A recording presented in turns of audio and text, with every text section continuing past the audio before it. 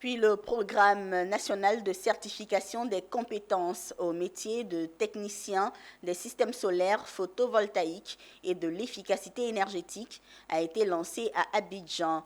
Un programme mis en œuvre par Côte d'Ivoire Normalisation Codinorm, accompagné par le ministère des Mines et de l'Énergie et la coopération allemande. Walter Kofi et Ezekiel Seri pour plus de détails. Un dispositif national de certification des compétences dans les domaines de l'énergie renouvelable et de l'efficacité énergétique existe désormais en Côte d'Ivoire. Conçu de juillet 2021 à juillet 2022, il a officiellement été présenté ce mercredi 23 août aux acteurs du secteur des énergies par les responsables de l'organisme national de certification Codinorm, structure chargée de la mise en œuvre du dispositif. Son objectif est assurer la disponibilité d'une main-d'œuvre locale et promouvoir les compétences dans les domaines des énergies renouvelables et de l'efficacité énergétique.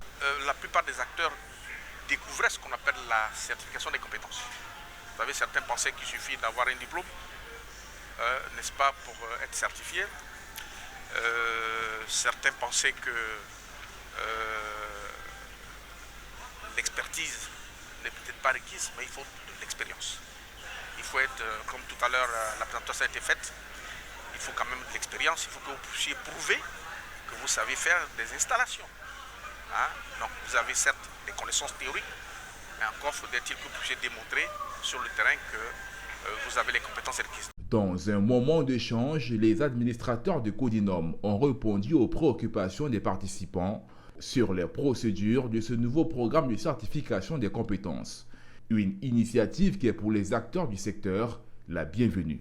En tout cas, chez moi, c'est une bonne initiative parce que les gens ne maîtrisent pas l'énergie renouvelable. On parle des panneaux solaires, les gens sont là, disent je connais. Or, c'est pas ça.